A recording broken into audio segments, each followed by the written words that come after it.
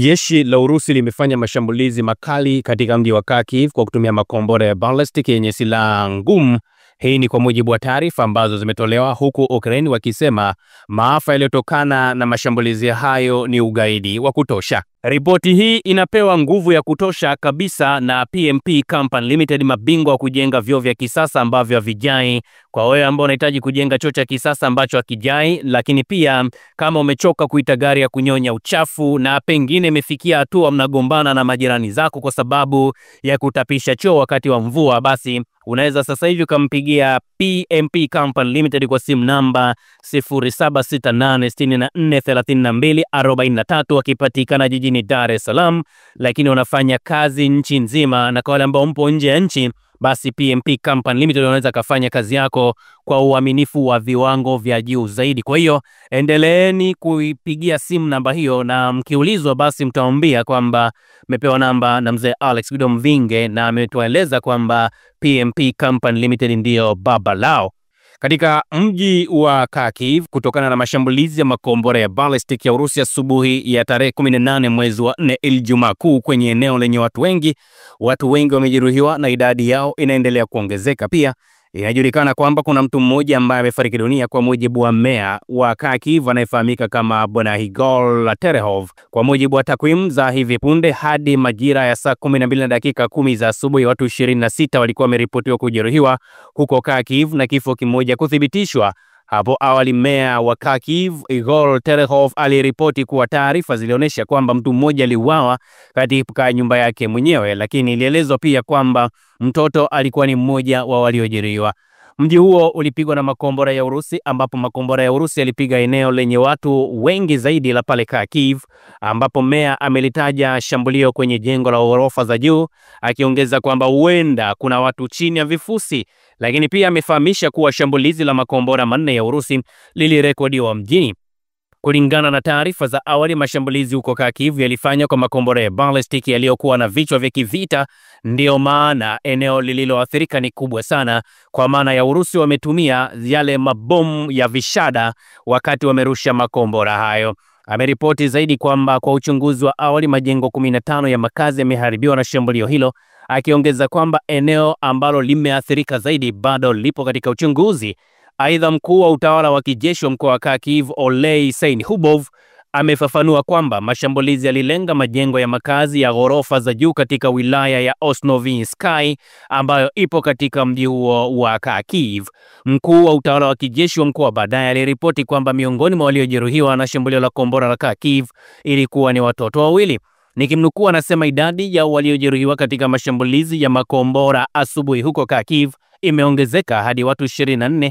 Miongoni mwa waliojeruhiwa ni watoto wawili, mmoja miaka 4 na mwingine miaka 2 na miezi 8. Olei Seinhubov amesema maneno hayo ilipotimia saa 12:26 za asubuhi, ambapo aliongeza kwamba mtu mmoja amefariki.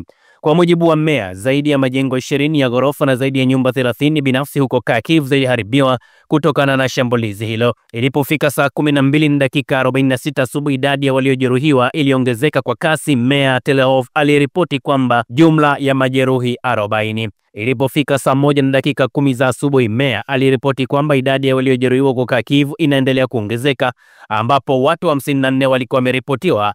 Wakati huo mkuu wa utawala wa kijeshi wa mkoa Bwana Seinhubov yeye alisema waliojeruhiwa walikuwa ni 51. Hadi sasa watu 13 wamelazwa katika hospitali za mjini, ikiwa ni pamoja na watoto wawili. Watu 4 wapo katika hali mbaya. Madaktari wanaendelea kutoa msaada wa lazima kwa wahanga, alizungumza afisa huyo. Huko Kharkiv, kutokana na shambulio la kombora, moto ulizuka katika maeneo ya biashara, alisema msemaji wa huduma ya dharura jimbo katika mkoa wa Kharkiv Yevhen Valsilenko katika maoni yake wakati akizungumza na vyombo vya habari, akiongeza kwamba vyanzo vitatu vya moto vinazimwa kwenye eneo ambalo eneo hilo lina takribani mita za mraba 500. Hapo awali jeshi la anga lilikuwa limetoa onyo la shambulizi linalowezekana la kombora na majeshi ya Urusi, ambapo makombora hayo sasa yalielekea katika eneo la Dnipropetrovsk. Mbali na makombora, majeshi ya Urusi pia yalitumia ndege zisizokuwa na rubani aina ya kamikaze katika mashambulizi, ambapo shambulizi la ndege ya Shahidi huko Sami limeua mtu mmoja na watu wengine kujeruhiwa. Urusi ilifanya mashambulizi haya ikiwa ni sehemu ya kile ambacho wanasema ni mpaka pale Ukraine watakapokubali kuachana na habari za kuendelea kuishambulia Urusi. Urusi hapo awali iliwahi kushambulia raia kwa makombora ya ballistic ambayo ilibeba silaha za mabomu ya vishada, ambapo makombora yaliripuka. Wavamizi walikuwa tayari wametumia mbinu hii wakati wa mashambulizi mabaya huko Kryvyi pamoja na Sami mwezi April. Sasa kwa mujibu wa ripoti ambayo mpaka sasa hivi tumeipokea ni kwamba zaidi ya watu 74 wamejeruhiwa kutokana na mashambulizi hayo, na hii ni kwa mujibu wa ofisi ya mwendesha mashtaka wa mkoa, ambapo amesema kati ya hao 59 wamepata majeraha makali na mshtuko wa papo hapo. Miongoni mwa waliojeruhiwa ni wasichana 4 wenye umri wa miaka 3, 4, 14 pamoja na 16 pamoja na mvulana mwenye miaka 17. Mkuu wa utawala wa kijeshi wa mkoa wa Kharkiv amesema 13 kati ya waliojeruhiwa wamelazwa hospitalini, ikiwa ni watoto 2. 4 kati yao waliojeruhiwa wapo katika hali mbaya zaidi. Lakini pia kwa mujibu wa ripoti ni kwamba mtu mwenye umri wa miaka 79 ameuawa katika shambulizi hilo. Sasa baada ya kutokea kwa mashambulizi hayo, kama kawaida, nimeona kauli ambayo imetolewa na Rais wa Ukraine Bwana Volodymyr Zelensky, ambapo ameelezea juu ya kile ambacho kimetokea katika eneo hilo, ambapo nikinukuu taarifa ambayo imetolewa Bwana Volodymyr Zelensky kupitia katika ukurasa wake wa X. Amesema this is how Russia began this Good Friday with the ballistic missile, cruise missile, Shahed and maiming our people and cities, akisema kwa lugha nyepesi kabisa kwamba hivi ndivyo Urusi ilivyoianza Ijumaa Kuu kwa makombora ya ballistic, makombora ya kusafiri na Shahed ambayo yameharibu miji yetu. Shambulio la kombora huko Kharkiv moja kwa moja mjini, majengo kadhaa ya makazi yameharibiwa pamoja na biashara na magari. Karibu watu 70 wamejeruhiwa, ikiwa ni pamoja na watoto 5. Mdogo zaidi Varelil ana umri wa miaka 2 tu. Wote wamejeruhiwa, wamepata msaada wa kitabibu ambao unahitajika, na kwa huzuni mtu mmoja amefariki dunia. Anaendelea kusema huko Sami droni za kivita za Urusi, moja ya malengo ilikuwa ni duka la mikate la kawaida, biashara ya kawaida ambayo inahudumia mji kwa miongo kadhaa. Kwa huzuni mtu mmoja pia ameuawa katika shambulio hilo. Rambi zangu kwa wote ambao wamepoteza wapendwa wao. Pia kulikuwa na mashambulizi ya Urusi katika mikoa ya Dnipropetrovsk, Kiev, Mykolaiv pamoja na Donetsk, ambapo anasema matabibu wetu, wataalamu wa afya na huduma nyingine za dharura za kitaaluma zote zinajaribu kuwasaidia. Ninawashukuru kila mtu ambaye anasaidia kuokoa maisha na kurejesha hali za maisha katika miji pamoja na vijiji vya Ukraini. Lakini pia nawashukuru washirika wetu ambao wanatusaidia kulinda Ukraini. Kila kifurushi cha ulinzi ni cha maana, mifumo yote ya ulinzi wa anga ni ya maana.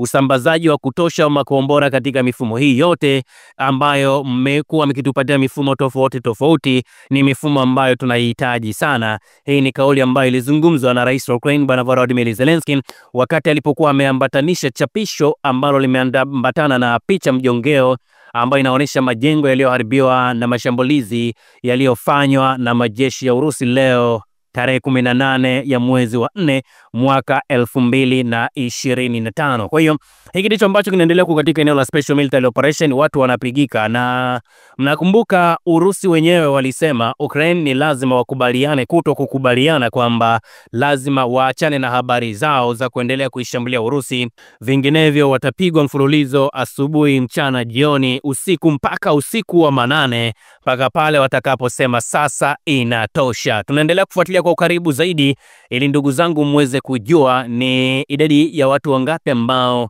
wamefariki dunia kutokana na mashambulizi hayo. Lakini kwa nini Urusi wameamua kulenga maeneo hayo? Yamkini kulikuwa kuna mamluki wa kimagharibi ambao walikuwa wapo katika maeneo hayo. Hizi ndizo ambazo naweza nikadhibitisha kwamba Urusi hawawezi wakashambulia miundombinu ya kiraia. Never.